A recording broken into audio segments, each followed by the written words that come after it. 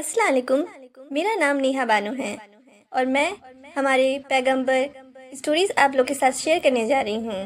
اور آج کی ٹاپک رہے گی حضرت آدم علیہ السلام۔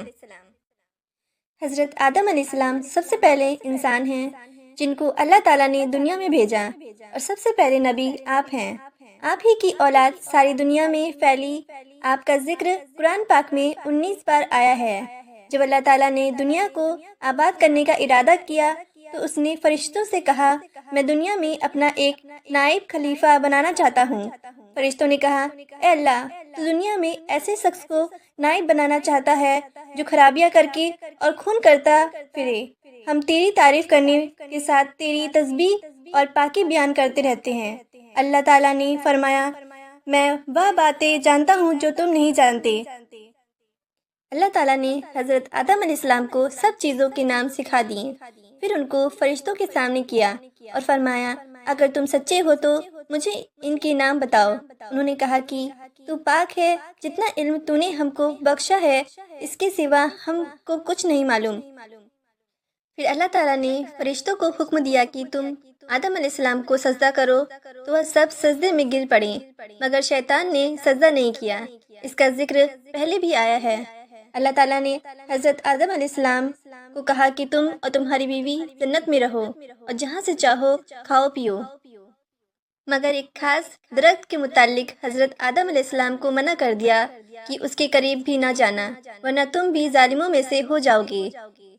اس طرح اللہ تعالیٰ نے حضرت آدم علیہ السلام کا امتحان لیا کہ دیکھیں یا ہمارا کہنا مانتے ہیں یا بھول جاتے ہیں اور شیطان کے بہکائے میں آ جاتے ہیں۔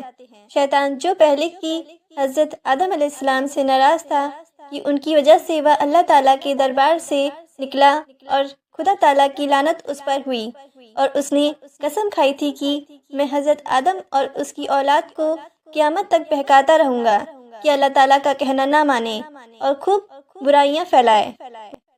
وہ حضرت آدم اور ان کی بیوی حضرت حوا علیہ السلام کو برابر بہکاتا رہا کہ اس درخت کا پھل تم ضرور کھاؤ، اس کے کھانے سے تم فرشتہ بن جاؤ گے، جنت میں سے کبھی نہ نکلو گے۔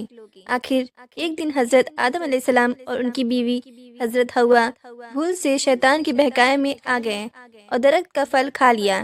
پھل کھاتے ہی دونوں ننگے ہو گئے اور جنت کا لباس ان کے بدن سے غائب ہو گیا، اور وہ جنت کے پتوں سے اپنے بدن کو چھپانے لگے۔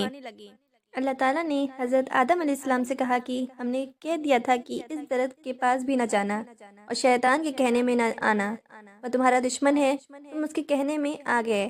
اب تم اور حوا جنت میں چلے جاؤ اور دنیا میں جا کر رہو۔ حضرت آدم علیہ السلام کو جنت سے نکالنے اور شیطان کے بہکائے میں آنے کا بہت رنج ہوا، اور بہت عرصہ تک اللہ تعالیٰ سے معافی مانگتے رہیں اور روتے رہیں کہ اللہ تعالیٰ مجھے معاف کر دے۔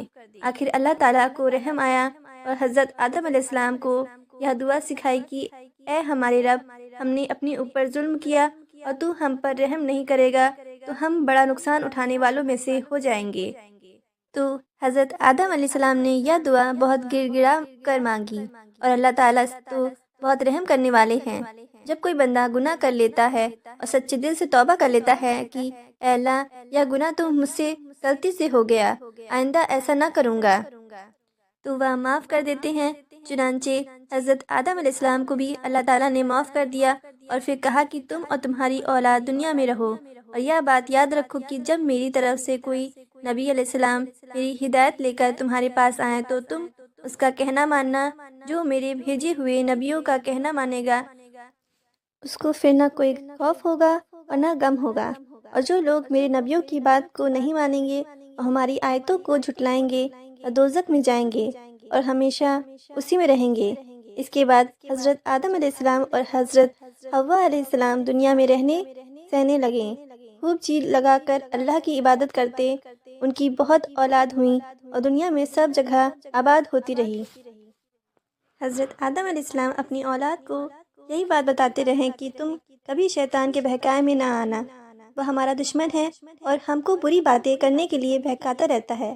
ہمیشہ اللہ کی عبادت کرنا، سچ بولنا، کسی پر ظلم نہ کرنا، ایک دوسرے کے نیک کاموں میں مدد کرتے رہنا۔ آخر کار حضرت آدم علیہ السلام 900 سال زندہ رہ کر وفات پا گئے۔